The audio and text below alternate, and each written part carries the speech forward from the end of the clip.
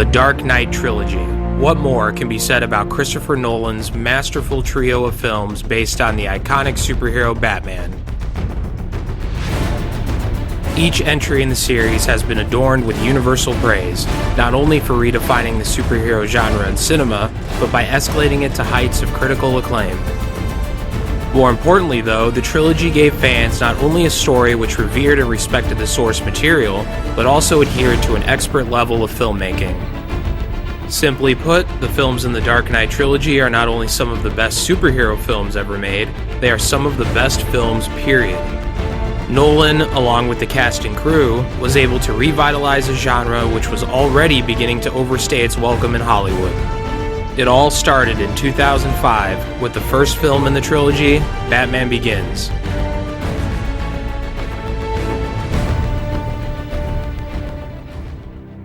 Batman Begins starred a virtually unknown Christian Bale as the Dark Knight himself, alongside a slew of veteran actors including Liam Neeson, Gary Oldman, Morgan Freeman, and Michael Caine. As the title would suggest, the film depicts the origins of the hero Batman, but more importantly, it explores the complex personality of Bruce Wayne, the man behind the mask. At the start of the film, we see Wayne as a somewhat broken and wayward soul, still living in the shadows of his late parents. These themes are prevalent throughout his training with the fanatical Ra's al Ghul, played by the always brilliant Liam Neeson. Bruce wants to be something more than he is now, to help inspire good within the city of Gotham, a city his parents worked tirelessly to protect and empower. The film emphasizes the humanity of Batman, not only by grounding the story in a plausible reality, but by diving into Bruce Wayne's personal motivations for donning the cape and cowl. This is a dark film, which treats its subject matter with a seriousness rarely seen in the superhero genre. More importantly, though, is that the film succeeds in earning its darkness. The film's strength is in the way it gradually manifests the idea of Batman, where the audience can see the complete embodiment of the character by Bruce Wayne. It accomplishes this by showing not only the physical steps required of Bruce Wayne to become Batman, but the mental and spiritual ones as well. The actual persona of Batman doesn't appear until roughly an hour into the film, but through Bruce Wayne's backstory, we are provided glimpses of the character. All of this culminates in the scene where Batman finally reveals himself, and the payoff is nothing short of spectacular. Begins lays the foundation for some of the most essential elements of the trilogy, including the introduction of the ever-faithful family butler Alfred, given to us in a stellar performance by Michael Caine. As Bruce's last remaining family member, Alfred helps comprise the heart and soul of the entire trilogy. In addition, trilogy mainstay Cillian Murphy makes his most significant appearance as the villainous Scarecrow, expertly embodying the character for the first time on screen. When all was said and done, Batman Begins solidified its place as the definitive superhero origin story on screen and adorned Nolan and Bale with newfound global recognition.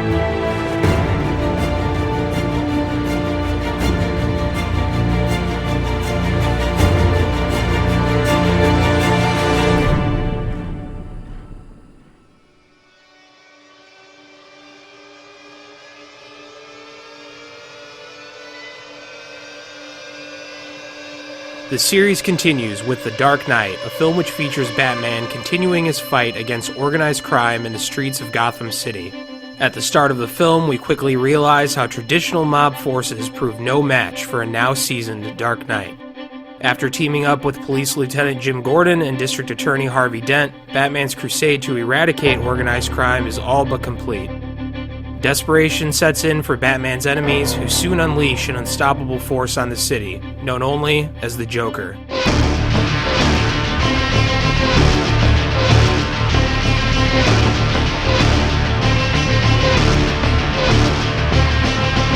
Heath Ledger turns in a legendary performance as the villainous, unhinged Joker, and provides a perfect counterpart to Bale's stoic and unwavering Batman. The Joker's unpredictable nature and chaotic inspiration presents Batman with an enemy unlike any he has ever faced. Heath Ledger's Joker is brilliant in his simplicity. Nolan provided the character with no backstory and no discernible motivation, other than being a self-professed agent of chaos.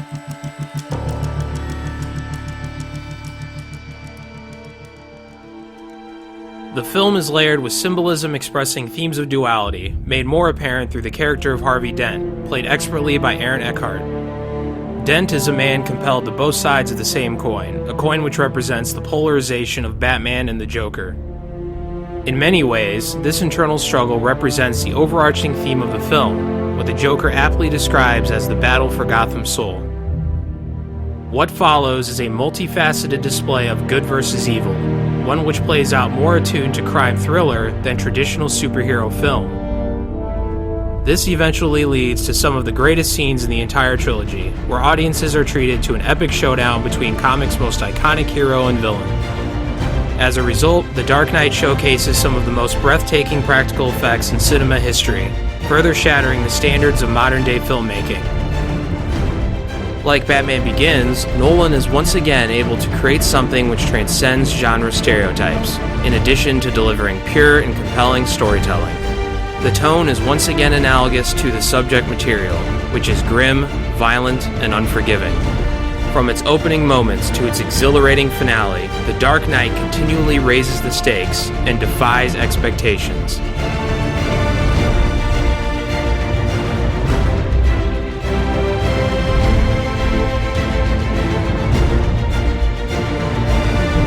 Harvey Dent once said that night is darkest just before the dawn, and I promise you, the dawn is coming. Dent was right in saying that the dawn is coming, but first, it needs to get a whole lot darker.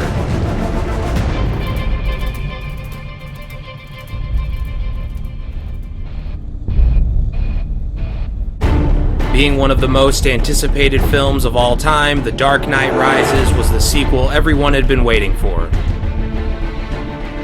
Living up to a hugely successful film like The Dark Knight is no easy task, but Rises quite literally rose to the challenge.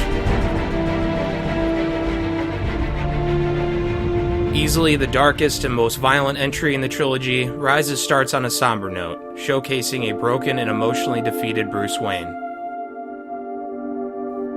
We witnessed this early in the film during an encounter with newcomer Selina Kyle, aka Catwoman, brought to life in a standout performance by Anne Hathaway. During this encounter, it becomes apparent that past events have taken their toll on Wayne. The victory achieved in The Dark Knight came at a cost, and the darkness Harvey Dent seemingly foreshadowed is still present, albeit buried beneath the surface. In The Dark Knight Rises, we are quickly introduced to the villainous Bane, an unrelenting physical powerhouse and brilliant military strategist. Tom Hardy perfectly embodies the character and rapidly distinguishes himself as a vastly different yet equally impressive villain when compared to Heath Ledger's Joker. As the audience, we quickly realize that Bane is likely the greatest threat Gotham will ever face, and that the only hope is a masked vigilante who hasn't been seen for years. What follows is arguably the most intimate portrayal of Bruce Wayne, and what it truly means to be the Batman. We see glimpses of who Bruce used to be, but it becomes clear that in order to defeat Bane, the Dark Knight must be reborn in both spirit and body.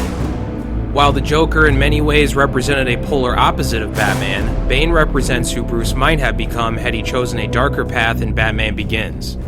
The inevitable clashes between these two result in some of the greatest moments in modern-day cinema. Whereas other films in the genre rely on flair and exposition, the fight scenes in Rises are tonally consistent in their brutality and realism. The Dark Knight Rises eventually turns into an all-out war film, with a scope and scale rarely matched on screen.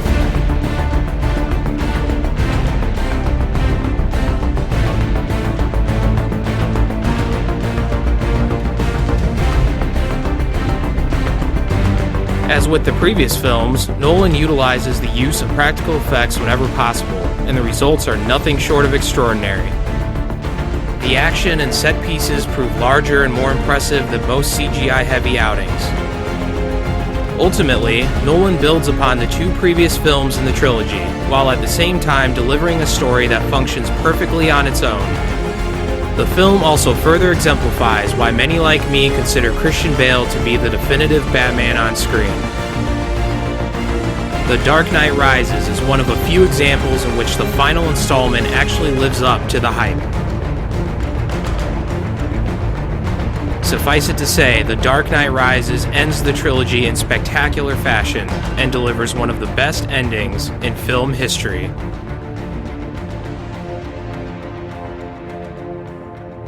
Lastly, it would be remiss not to mention the brilliant musical score, composed primarily by Hans Zimmer. Zimmer expertly conveys the individual themes present in each film, in addition to ensuring tonal consistency across the entire trilogy.